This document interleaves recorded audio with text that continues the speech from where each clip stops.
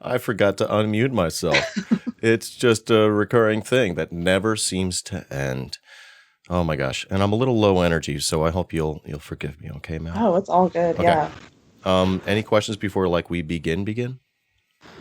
I don't believe so. Okay. I think I'm good. I think I'm ready. Oh, I'm so stoked. Let me get ready then. I'm not ready. I was gonna say, come on, get it together, Dan. We got Mal, things to do. I'm sorry. I'm gonna get it together. I'm gonna figure it out, and I hope I've sent you the most recent format of the show. And since you got no questions, we can go ahead and get going.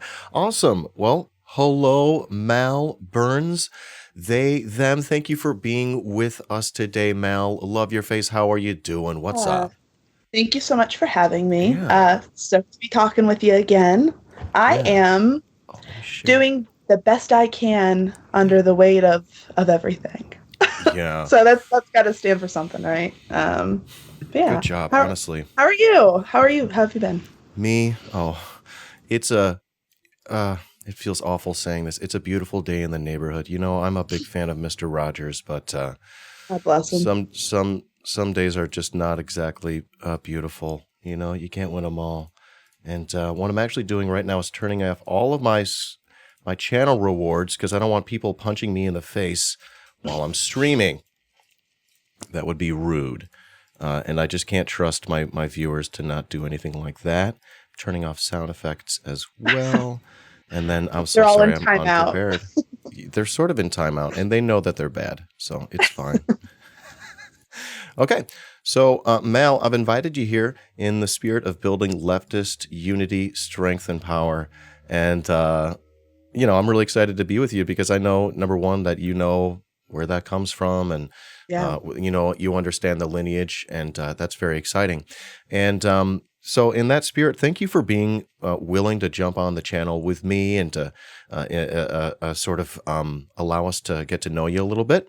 What we can go ahead and do is let you give yourself the big shout out. What do you do and where can people find you?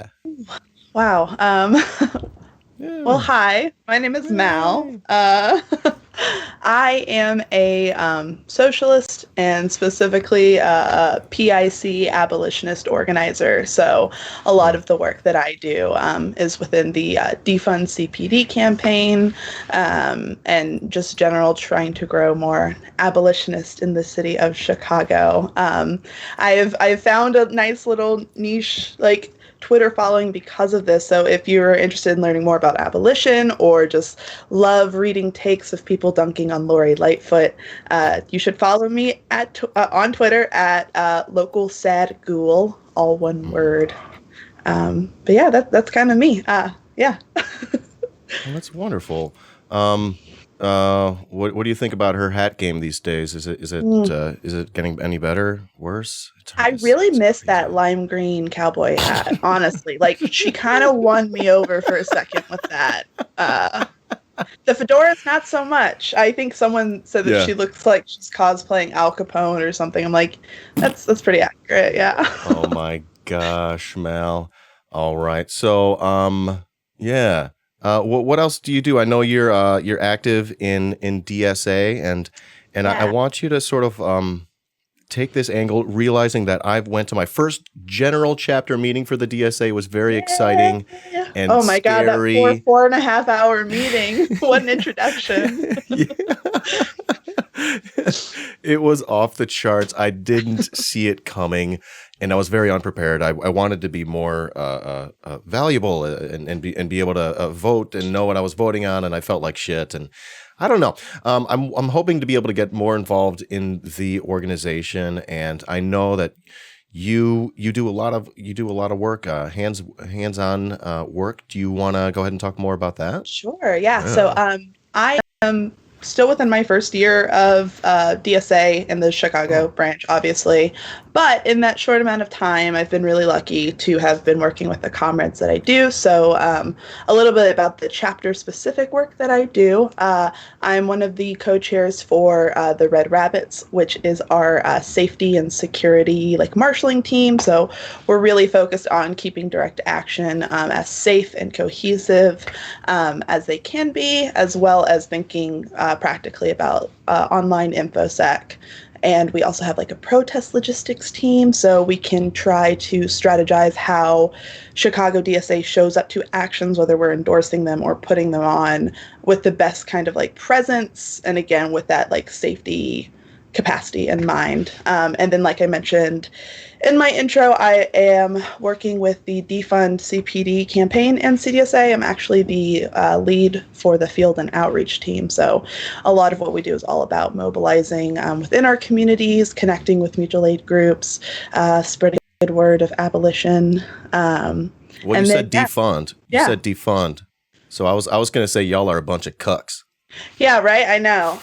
Yeah, I mean, the one thing that I will say about that is that defund has always been about abolition. The people who started that campaign were mostly Black women, and the intention was defund to abolish. It takes steps, obviously. Abolish the police isn't as trendy, sure, and it's because it's a lot scarier. It's a bigger concept that I think people are still trying to figure out how they feel about it. Okay.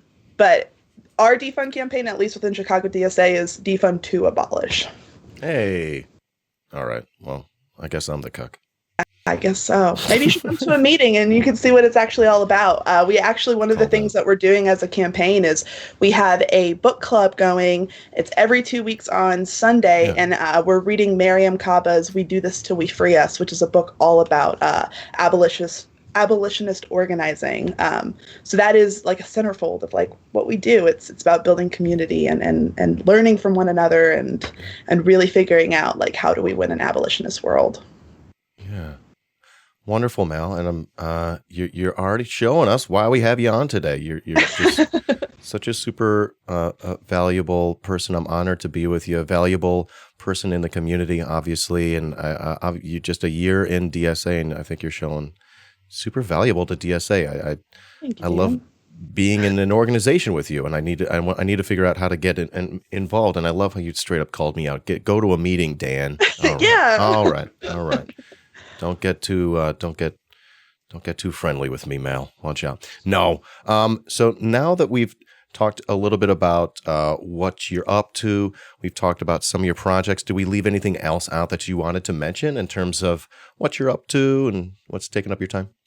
No, I mean, honestly, it's all organizing for me lately. I've unfortunately had to put a lot of like my hobbies on the back burner, but that's just because the issues that we're facing right now are really pressing. It's unfortunately a situation where it is life or death for a lot of communities. So I am very excited and happy and grateful that I can be spending my time doing that. But that is where my headspace is in the current moment. Yeah. Well, again, then, thanks for being willing to share your time with us here. What we can then chat about is your leftward bound journey.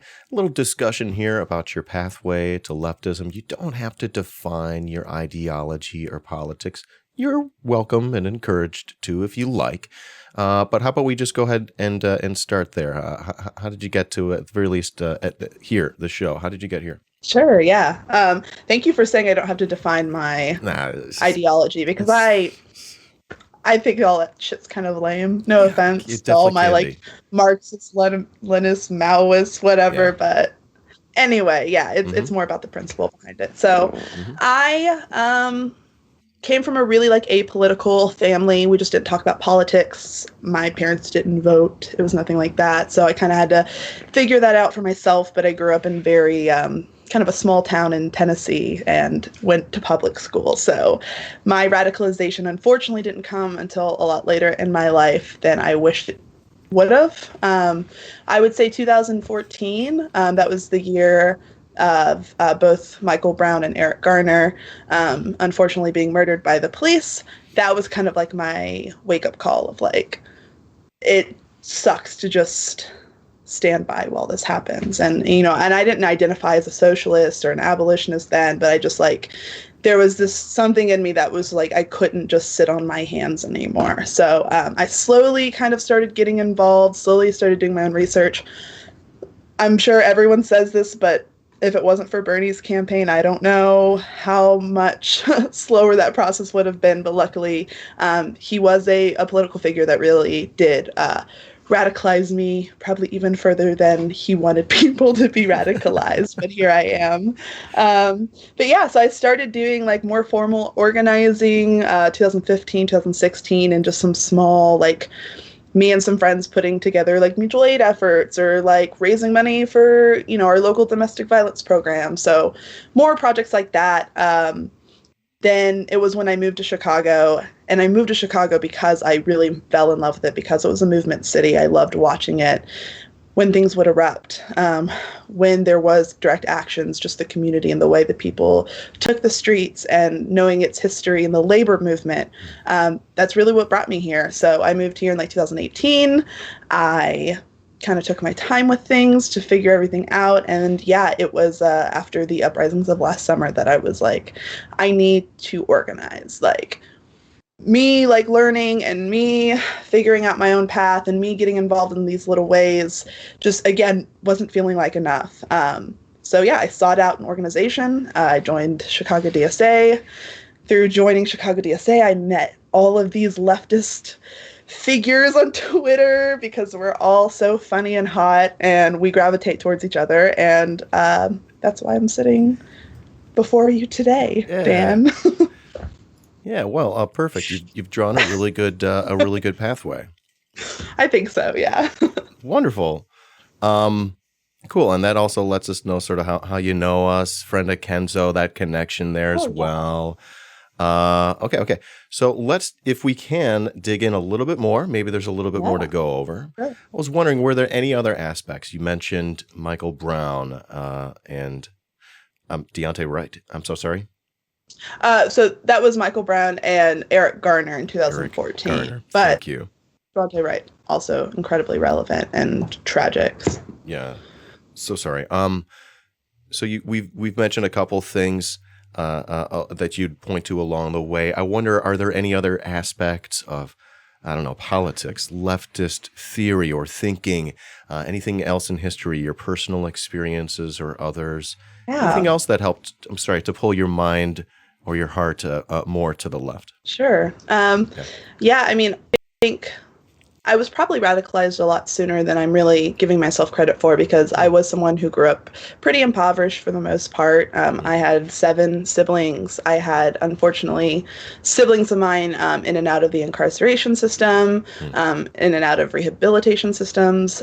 So I had that kind of unfortunate childhood of being forced to grow up a lot sooner than you'd want a kid to grow up. And it was just having to see some of these systems that were unfortunately designed to keep people like me, like poor kid from Tennessee, poor, you know? And I've had to watch a lot of like my family overcome those systemic challenges.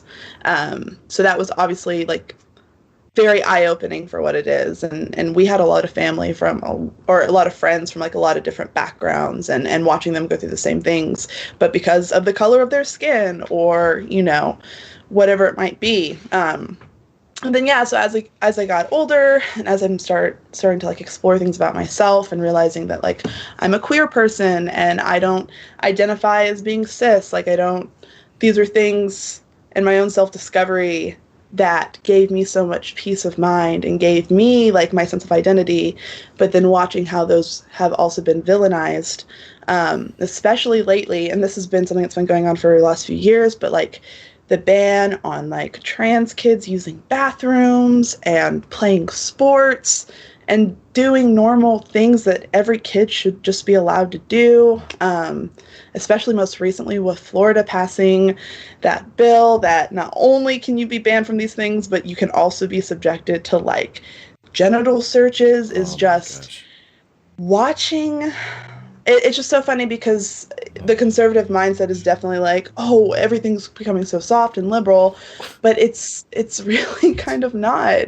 for the people who need the world to soften up for them. If anything, it's getting tougher. And so being like a poor kid, being a, young, confused, queer kid, it's hard to grapple with the fact that like some of us were just never given a chance from like the moment we kind of stepped into the world, and it has nothing to do with how hard we worked or how much we tried to assimilate to normal, what society wants to be as normal, not to like joke or pill it. It's just very disheartening. Yeah. So I don't know. Everything I'm kind of doing, I guess, is to like nurture the child in me that didn't have those resources and didn't have someone to say it was okay to be the person I wanted to be, and make that world for someone else, because it's hard enough to exist,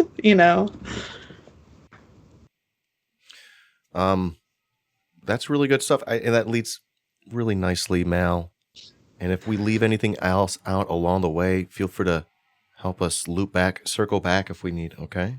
Yeah. But I think you're dropping diamonds today.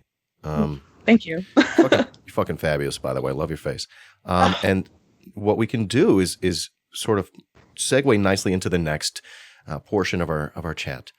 Mal, in #BeBest, if you had a chance to go back and talk to a younger version of yourself, or of course you can't do that, but we have people watching in chat, we have people watching the replay. What other life wisdom nuggets would you be able to share? You can share anything you like. It sounds really cliche, but there were so many times in my life where I held myself back because I was afraid of like saying the wrong thing or doing the wrong thing or being the wrong thing. Just that normal anxiety I think we all get. But as I got older, realizing that like striving for perfectionism is kind of it's one of those like symptoms of white supremacy we don't really talk about, that, we kind of even practice not consciously even. But like, don't do that. Like, say the thing that you think you need to say and do the thing you think you need to do, because it's also okay to make mistakes. But if you don't do that, then you're going to deny yourself that chance in your life. There's so many times where I should have stepped up and I should have spoken up and I should have put myself in that uncomfortable position that maybe I didn't think I wanted to be in. But if I had, that could have changed something for someone. And, I don't have like a specific example I want to draw to, but I just think we need to stop being, afraid of ourselves. We need to start just going for it. We deny ourselves a lot of opportunities and chances, and we don't know how that could influence someone else around us. And the one thing I've definitely learned is community really is everything. And by not speaking up or acting in the way that you want to act, you deny yourself of like building those relationships with other people because you've silenced yourself because you thought you weren't good enough or the thing you had to say was important enough. And like, so who cares if it's not, but you could have made a friend, you could have said something that someone looked at and was like, hey, I never thought of it that way. So yeah, don't be afraid of yourself, I guess. I know it's easier said than done because I still struggle with that to this day, but yeah. Mal, wonderful, excellent advice. Beautiful. Thank you. Let's move on. We're making good time. I love this. Sorry to be blazing through this, but that means more time on the tail end for fun. Okay, so Mal. Yes. Brings us then to the Leftist Inquisition, our questionnaire. God. Everyone loves it. We all have a lot of fun. All right. First question up here is, do you have a favorite word, Mal? Equidistant. Oh, equidistant. Yes. You never get to use it. Like, how often do you get to describe things being like, you know what I mean? But it's one of those words that's just like, it flows off the tongue very nicely. It's great. I do a lot of work in Photoshop, and I want things to be equidistant. Exactly. Yeah. Back in Tennessee, it was like, which Walmart do you want to go to for fun? I don't care. They're both equidistant from us, but, That. Do you have a least favorite word? Like all the gross ones, probably, that I don't want to say on stream. fester's kind of a gross word, Oh, yeah. like a wound that's oozing. Yeah. That's a new one. I like that. No one said that. Yeah. Not that you have to be original. I'm just saying. I like it when it's when someone's got something unique. I love it. Okay, the next question. Do you have a favorite drug or vice or guilty pleasure? You can also feel free to name one of each. I am a pretty big cannabis user myself. Hey. It's great. Hey. I advocate for it on all fronts. Yeah. Guilty pleasure, I love pop music. I love it. I'll listen to it all day. I'm not ashamed of it. I love bad movies, all the things that we're supposed to hate.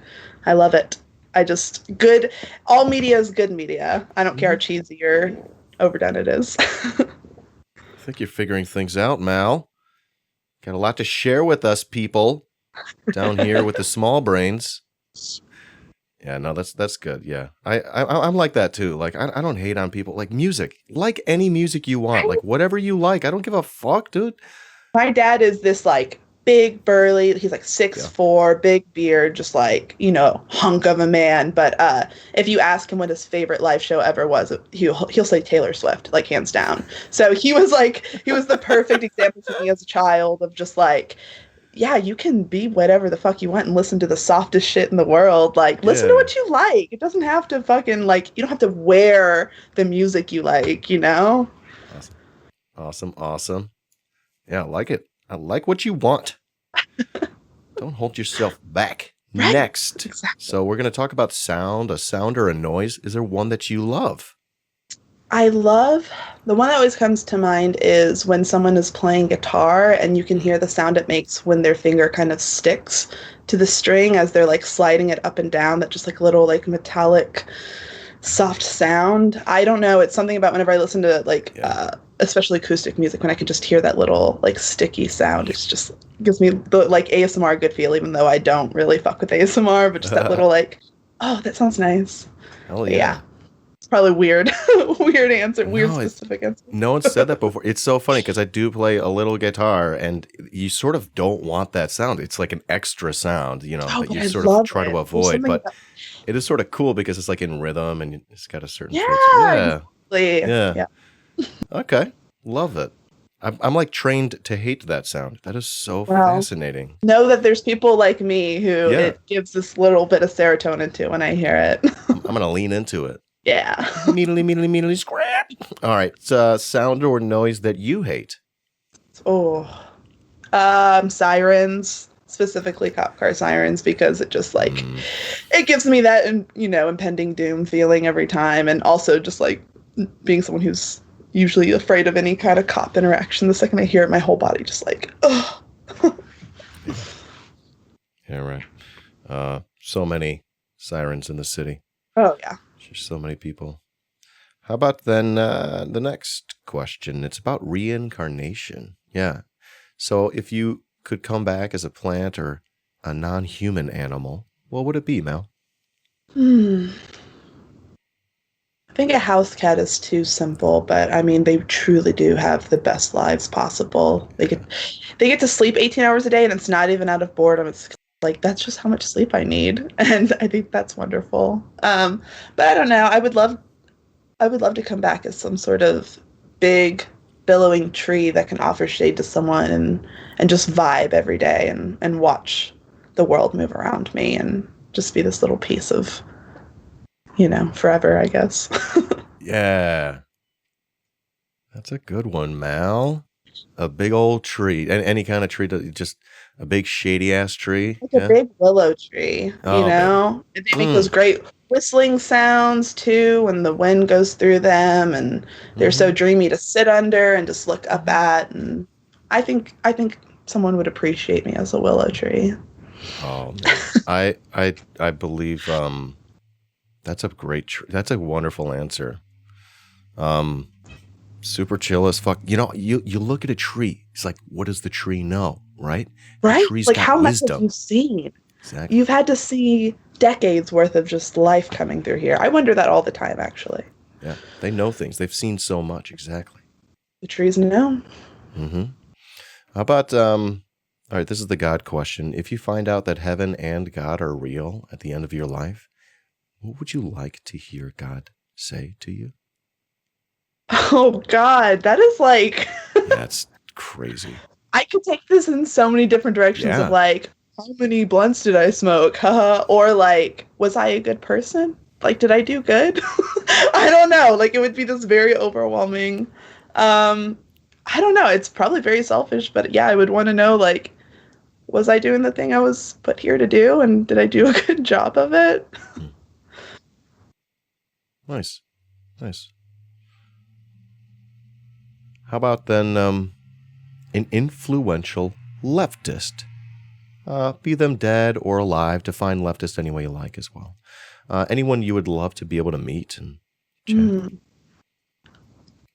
Rosa Luxemburg, probably. Hey, yeah. Because I see a lot of I that's probably sounds so like oh my god, like putting myself on a pedestal, but I do see a lot of like me and her in the sense of like she could be very impulsive or she could be very rash, but it was out of the spirit of doing everything she could for, the workers of the world and building, building a movement. And unfortunately, she was killed because of that. She was killed for the things that she wrote so eloquently about, and her writings are so timeless and really laid a foundation for like communism as we try to picture it and strive for. And yeah, I always have a soft spot in my heart for women and non-men especially who were loud voices in the movement, and so much so that they were willing to die for it.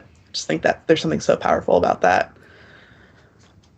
Oh. And then I would also say Sophie Scholl, because she wrote essentially zines back during World War II, and it was to spread like socialist theory. And yeah, she was 18 or 19 and tossed them down the corridor of the university she was went, like with her brother and another person, like literally like in a movie picturing. That's how I picture it, just like flyers everywhere with just like propaganda.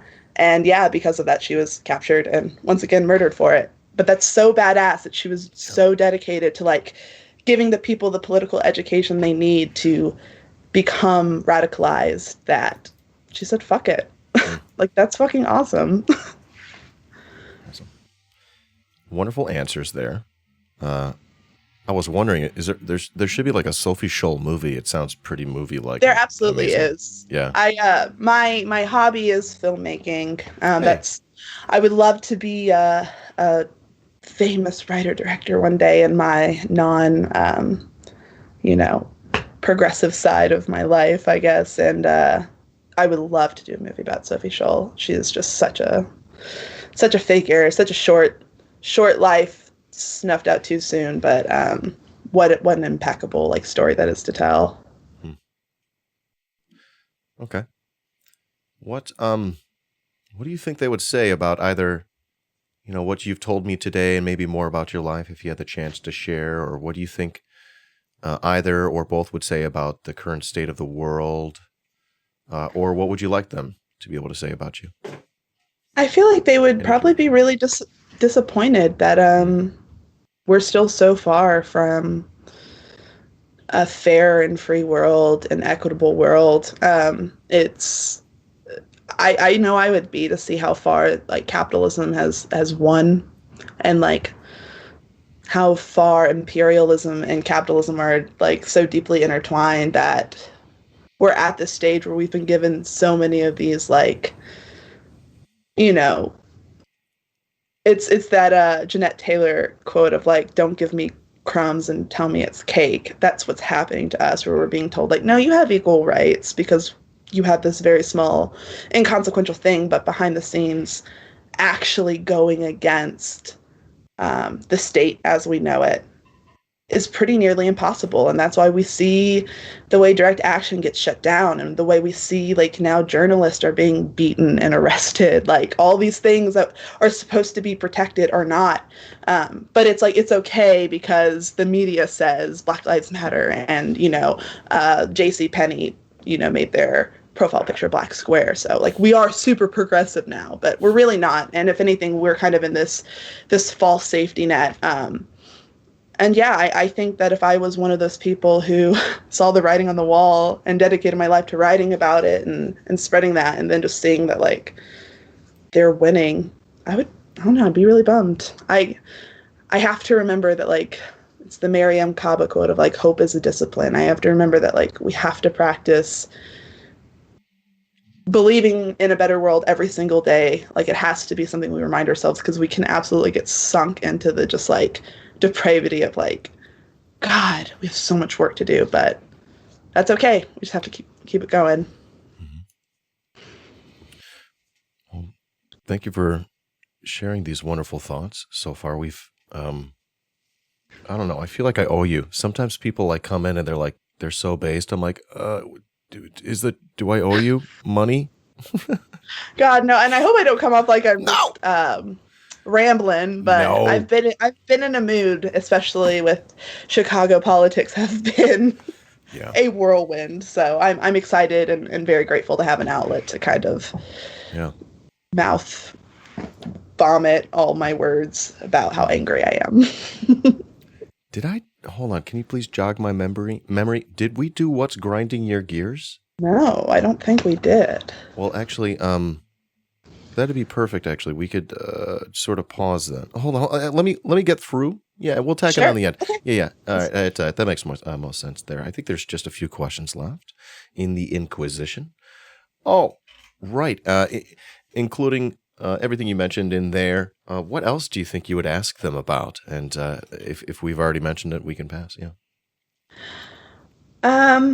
I would ask them if they got to see like a glimpse into our world, if they think that social media as a concept and social media, how we utilize it, is hurting or helping our fight for socialism. That's something that I'm constantly grappling with. And I wonder if having that new element that they didn't have, and they were given the education to know what that is, because I'm sure that sounds like, fire to a caveman when you talk about, women from a century ago. But I would love to know what they would think about the phenomena that is social media and how that plays into the fight for socialism.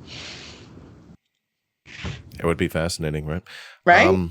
Yeah, I think so. That's a good question. I like that one. I like how specific that was, actually. All right, so that sort of brings us to streamer tips.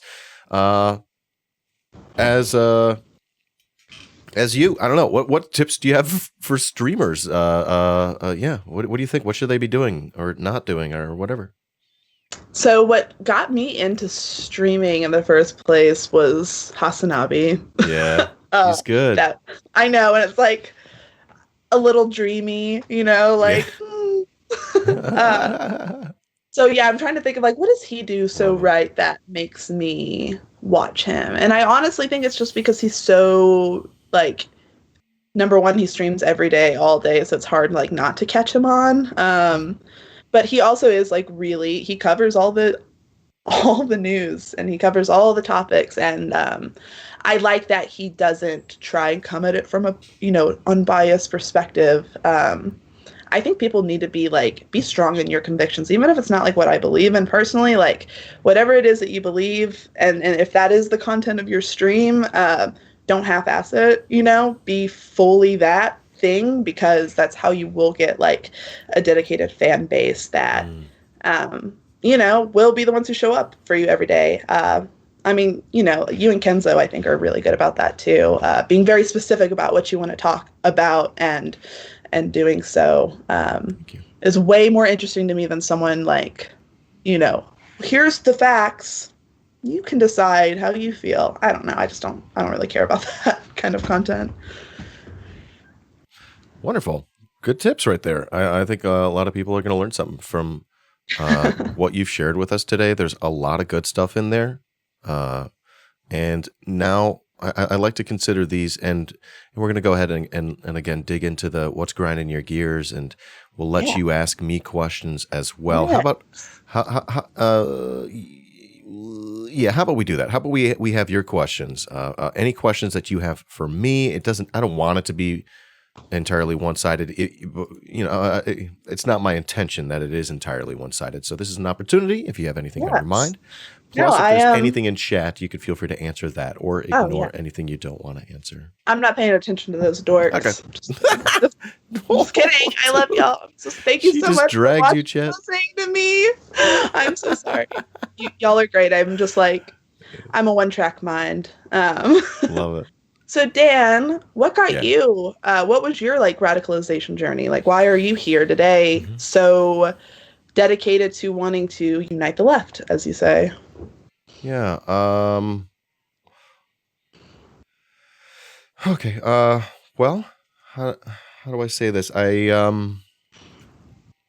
was sort of convinced along the way of a couple different things, and if I can distill it really quickly, one, that capitalism is one of the central problems in our society. It's not the only one, but it's such a problem that it's not reformable, and it's seems to be by design. So we have to imagine alternative systems, and well, look at that. People have been doing that for a long time. Yeah.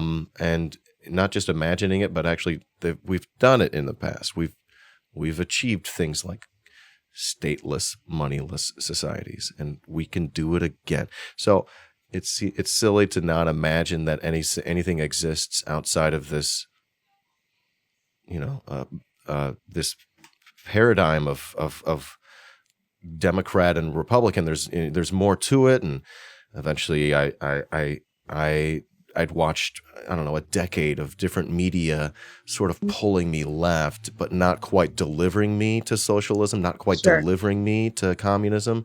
It felt like I was on a moving walkway, which sort of dropped me off at a spot, sort of ideological purgatory, aka sockdemism. Oh my gosh.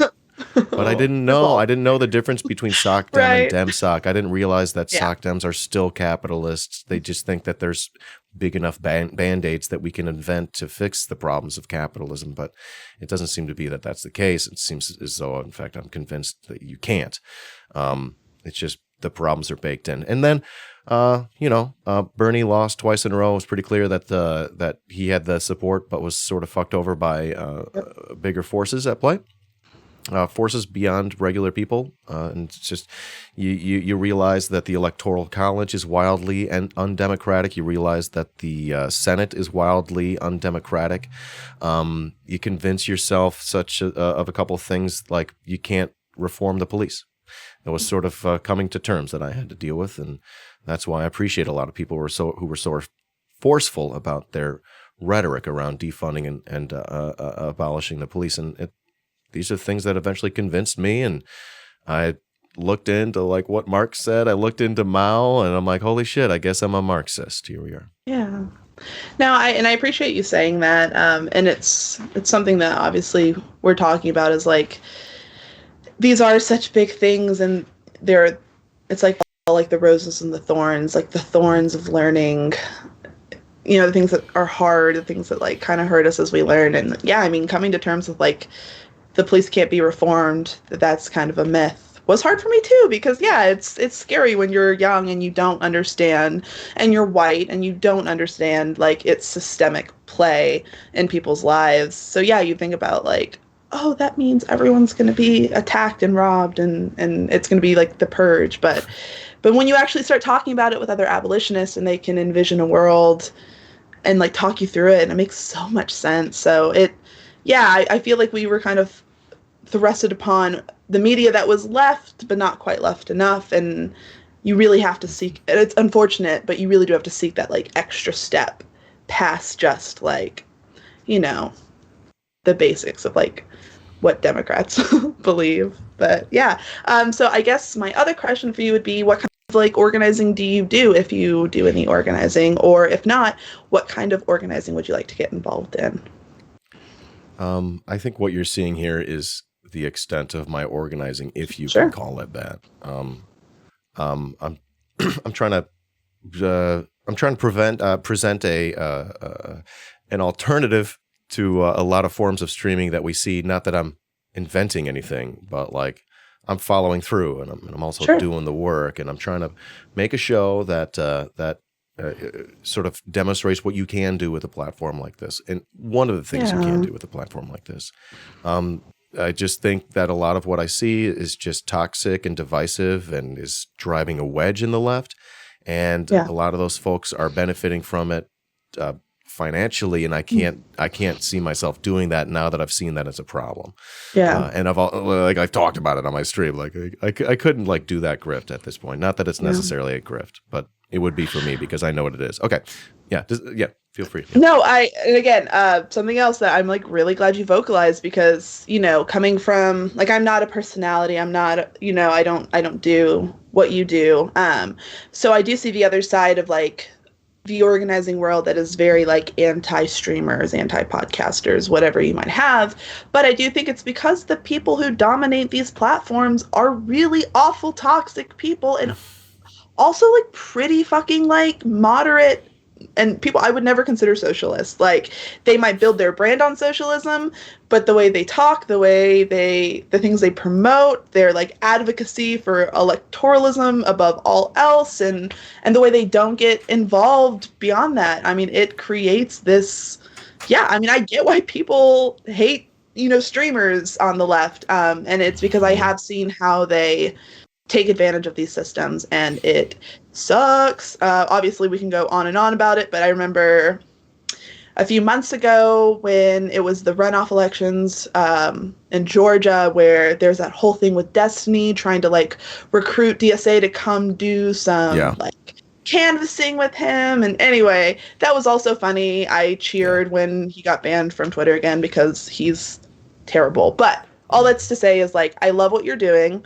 Right, there needs to be more unity on the left. I love that you're using your platform to, like, allow people to kind of talk about their experiences, and hopefully that gets a lot of people engaged and like, oh shit, hey, that person, what are my life experiences? Maybe I can be radicalized. So I think what you're doing is great, and I wish there was more of that. So no, you get it. It's a really simple concept in that respect, and I don't see why other people don't do why more people don't do similar things. Okay. Yeah. You can feel free to keep firing away questions for me. However, I don't know, question from the chat. Where do you see yourself in 10 years? I don't know. 10 years. That one? Yeah. So I'll be 37, which is like terrifying to think about. Gosh. I know. I see myself in Chicago. It's my favorite city in the whole world. I don't think I'll ever leave. Mm-hmm. I hope I am making movies and making art because I want to, and I'm doing that full time because I don't have to be doing anything. So financial security, whatever you call it. But I want to be making art, and I want to be organizing full time. And I hope 10 years from now, if I'm lucky, I'm still involved in this movement, and I'm seeing some of the campaigns I'm involved with now, like right now, like doing a lot of work for ECPS, which is Empowering Communities for Public Safety. It's an ordinance that if passed in Chicago, we'd have the most community control of the police, more than any other city in the country. So like thinking 10 years from now, if I can look back and say, like, if it passes and be like, oh my God, like I have a box of 3,000 door hangers in my house right now to try and convince people that this is something we need. So I guess in 10 years, I just want to look back and see the little role I played, hopefully did something better for the city of Chicago and towards socialism. Cool. Beautiful. Love it. Okay. Well, I think what I would love to do then, Mal, is loop back. I meant to ask you earlier. Sure. What's grinding your gears? What's on your mind these days? Anything topical in the news or not? Yeah. Man, okay. Unleash. Yeah. Let me set the stage for people who weren't paying attention. I'm sure everyone has unfortunately heard about the tragic, senseless death of Adam Toledo. We had a huge 7,000 person march in my neighborhood, which was so beautiful and incredible to see that. That's, kind of took center stage, right? Well, over the course of the weekend, there were some rumors spread about our mayor, Miss Lori Lightfoot, and they were silly. It was just some infidelity scandal involving cops, yada, yada, yada. It all started apparently from the Chicago police. Like, this is where the rumors started. And the whole thing was like, she's going to resign. What grinds my gears about this? Because, like, I no one hates Lori the way I do. So it has nothing to do with, like, rumors being spread about her. But what grinds my gears is that the very next morning, she responded to it and did so in calling these rumors homophobic and sexist or misogynistic, which they're not, in my opinion. What the fuck does that make sense? Yeah. Exactly. Like, if anything, like, when I heard it, I was like, oh, damn. Like, Lori's kind of cool. Like, oh, she fucks. That's cool. She's got a more messy sex life than I do. That makes her relatable, right? Rock and roll, right? Right. Yeah. Like, damn. Like, God forbid we think one cool thing about you, Lori. So yeah. So she had to put that to bed. But the whole thing is just like, she responded to that. She doesn't respond. She spent 2 weeks lying about Adam Toledo. She spent, over a year covering up the Anjanette Young raid, which was, again, a senseless thing that the cops did that should have never happened. Currently, there are organizers in the Southeast Side trying to prevent this metal shredding facility put in their community, General Iron. And so much so, and people are so desperate to prevent this from happening, that a bunch of organizers went on hunger strike for a month, and that wasn't even enough to get her to even publicly, like, she still has never publicly responded. So it's really frustrating that dominated the news cycle, and she saw the need to defend herself and did not see at any point a need to come out and speak on these other, like, atrocities that's happening in her city that she directly could be so fucking cool, if she could just fucking, like, admit that the cops are doing awful things, which she won't do. If she could listen to organizers, listens to community members who are, like, putting their bodies on the line because they're so scared of what's happening to their community. But she just doesn't. And it's very frustrating. It's very frustrating living in a city that people think Chicago's so progressive, but, like, we're not, like, in our government, our local government. We're progressive in the people that are here and in the freedom fighters we have, but we get pushback every single way that we can, to the point where people do have to put their bodies on the line to, like, try to get someone to give a shit. But she's more interested in dispelling the rumors that she fucks. Like, come on, you could have ridden that one out and, like, switched your brand around a little bit.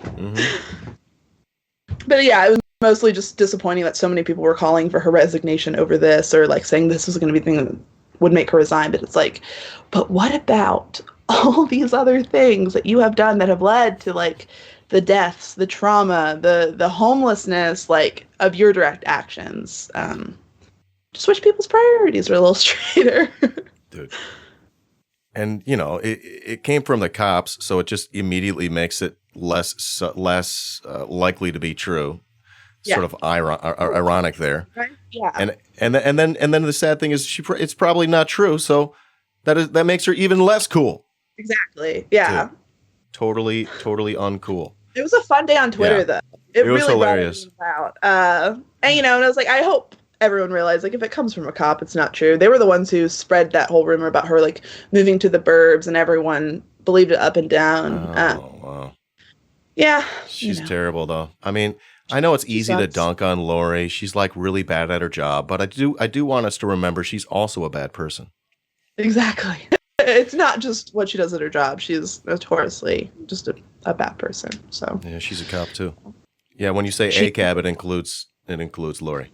It includes Lori every time. And Paw Patrol. Oh yeah. You're talking to Erica later.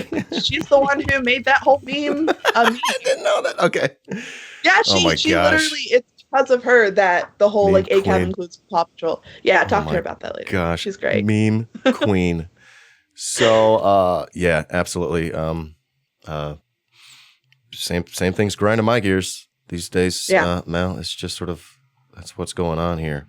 I'm very disheartened about what's happening with Adam Toledo. I've just been broken down to pieces and bits, and I'm a pretty vulnerable streamer, so people watch me cry all the time on stream. It's embarrassing.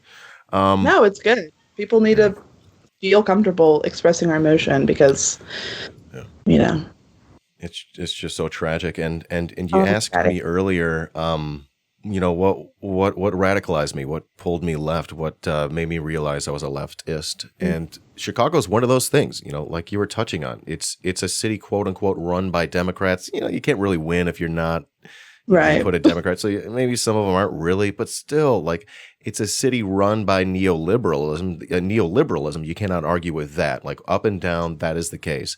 And we still have our problems, and they're glaring, and we have to put our bodies on the line in order to even address them. And a lot of times that ends up in more harm and suffering being done by the things that we're fucking protesting. Like, it's incredible that the cops just meet protests of police violence with violence. How fucking insane are they? Yeah. At last year's uprising, that May 30th action that got everyone in the streets, 30,000 people, was the first time I got arrested. And really? That might have been the BLM march, that huge march. The huge one, yeah. It was that was the one I was in. I started at Union Park. Yep, exactly. So I set out. I had been to some protests. This is like the biggest one I think most people have probably been to if they went. It was amazing, but go on, and I'll tell you why. It was, oh my God, yeah, amazing. Like, no knocking the protest itself. Yeah, it was the most moved I have ever felt, like, in a direct action, just because it was overwhelming, just the amount of people who had fucking enough, So yeah, I went out, I packed a bag of like $200 worth like medical supplies. Like, I have like very minor like medic like training. So I was out there with my little red backpack. I was kind of at the front of the line right there by where we were at the Trump Tower and the Langham Building were on both sides of us. This was before they raised the bridge. I was briefly separated from the two people I went with, but I could see them in like the corner of my eye or whatever. So I was like, I'm good, right? This girl who was in the front of the line, like face to face with cops, she starts having a panic attack. So I'm like, hey, like, go, like, you leave, I'll take your spot. Don't worry about it, So she leaves, I like take her spot, join arms with the other protesters to kind of create that line. And someone started throwing fireworks. I ducked because I could hear them. And I guess me ducking, like me just doing that jerk movement, was enough for whatever cops were around me to think that I was doing something violent, and ended up getting beat by a few batons, thrown to the ground. They stood on the backs of my kneecaps to where like my knees were just like digging into the concrete. Chaos is broken at this point. Like, it was like that moment, for whatever reason, just all order was lost. So they're like standing on me, but still like holding their line. And I'm like, nothing like this has ever happened to me before. They like cut my bag off me and like throw it. So I never got my bag back. And I think they said that I was carrying fireworks, which I'm like, did you open the bag? Because you would have seen a bunch of like and whatever. And then I ended up being detained for like 15, 16 hours. It sucked. Yeah, they put the zip ties on me so tight that when they cut it off, they had to like cut it off like an X-Acto knife, and it like slit my wrist. And of course, like, beat to shit. So it was so funny, and I explained this and I use this as an example, and I probably should have given a content warning, but all of this really is to say that, like, they did this because they wanted me to comply, but what it did was further radicalize me. Like, I came out of that situation. When I got out of jail, like 5 a.m., I slept for 4 hours. I woke up. I went out and started sweeping up all the broken glass and stuff. I live in a neighborhood with some retail, did some community cleanup, went to sleep, and went back to the next protest. And then that's when I got involved with marshalling, which is the system that we have here in Chicago, where we try to keep the crowd safe. We create bike lines, we block traffic, we prevent cops from breaking into the crowd. That's when I got involved in defund. So everything that they did, the trauma they put me through, did nothing for them other than make me stronger. Like, not to be cliche, but like, you literally just made me more powerful. So congratulations. Having been a part of, I believe, that very march, Yeah. I was overwhelmed by how many people there were along the way, just doing the whole thing. Do you need food? Does anyone need water? Oh my God, yeah. And people are like, yeah, I need food, and just give them food. Like, holy, Right. I was truly overwhelmed by the amount of like support, and I was like, well, this makes sense because these people care about people. So they would make sure in an event like this, tons of new people, never done anything like it, give them tons of support. Like, it felt very thoughtful and it felt right. And I honestly think that could have been one of the things that pulled me left. I was like, oh shit, these people are legit. Like, I just can't see fucking MAGA losers. Because it was one of these things where it's like, not only did we come out because we were outraged, but the fact that people came out and were so thoughtful and mindful of like, well, if I'm going out there and I'm pissed, let me bring a case of water with me because it's 80 degrees out, or let me bring a bag of granola bars. And it wasn't just one or two people who did that. It was every other person you ran into, because it was the same thing. It was, do you need hand sanitizer? Like, my hands were so sanitized. I've never had such clean hands. Yeah. And it was just like, that is the example of how community takes care of each other, because that was a moment where we were facing police violence, where we knew we were starting to really believe as a community of people that like police are not good.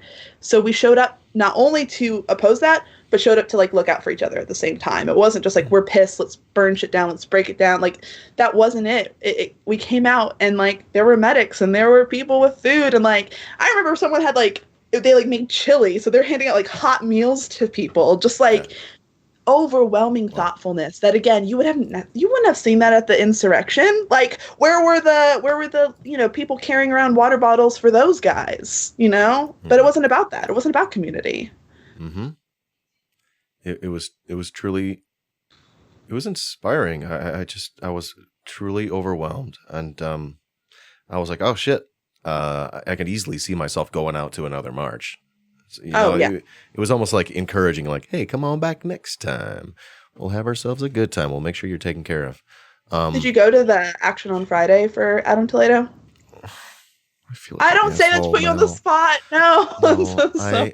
I really wanted to. I made a sign and everything, and people all day on my stream, I'm like, I'm going, and everyone's like, be careful, Dan. I'm like, I'll be fine, like, the whole time, and then it just started getting to me, and then someone's like, okay, if you go with a buddy. I'm like, okay, that makes sense. And I tried reaching out, but I did. It's really my first time doing anything like this, so I now I have more time. I know more people who are being involved, and I think I know more people to reach out. I'll say, if you ever need a friend at a protest, I'm usually there, and you can always reach out to me. But also, don't feel bad. Like, you evaluated your capacity. You didn't feel like, if you didn't have someone and that didn't make you feel safe, then you made the right decision. Like, at the end of the day, of course we want you there, but if you don't feel confident or safe going into it, you made the best decision for yourself. And like, we need you in this fight, so you kept yourself safe, and I think that's awesome. So don't feel bad for that. Thank you. I still feel bad, but thank you. That does feel better. That's nice, Mal. Yeah, it's true. I just saw it was just so docile. It's like, oh fuck, like a little bit of a thing at the end, right? Yeah, but like pretty docile. Relative. Did people get detained? So 2 people were detained. One person unfortunately went to the hospital from injuries they sustained from CPD. However, both those people were released. There was a crew of jail support for both of them all night, so they weren't released to no one. Great support system. Even Byron Cicho Lopez, one of our amazing aldermen, even showed up to the police station to advocate for their release. So King, dude. Right? It's unfortunate. It's something I carry very deeply when not everyone gets out safe. There's the saying that like the action isn't over until everyone's home, and that includes people who get incarcerated. So happy to say everyone's home. The person who was in the hospital was released, I believe, this morning. Social media showed out, raised a ton of money for them, and people are making calls to get the charges dropped for the other 2. So again, wasn't a perfect outcome, but it was, again, a show of community, and we're working on it, and we're making sure that everyone comes out of this okay. It's wonderful stuff there. So I want you to consider this, Mal. I want you to think about this as us Sure. planting this seed. And of course, I know you're busy as hell, but I think you have a really important voice, and I think it needs to be shared. And I think people need to see your model that you're showing, just demonstrating a way to be a leftist. I think a lot of people are very online, like myself, and we're like, I don't really know how to do leftist things in the real world with my hands other than typing on a keyboard. And I'm talking shit about a lot of people, but I'm talking shit about me too, so it's okay. Too. Yeah. So you gotta start somewhere. Yeah. So we've invited you here today in the spirit of building leftist unity, strength, and power. In the same spirit, you've been a truly wonderful guest. You're a wonderful, special person to me, and I think just so super great. And hey, I really appreciate you. We're gonna go ahead and let you go. Sure, Love your face. And, thank you, Dan. solidarity, comrade. Absolutely. Let's go. Solidarity All right. always. We will See y'all. you next time. Thank you so much. Yeah. See y'all.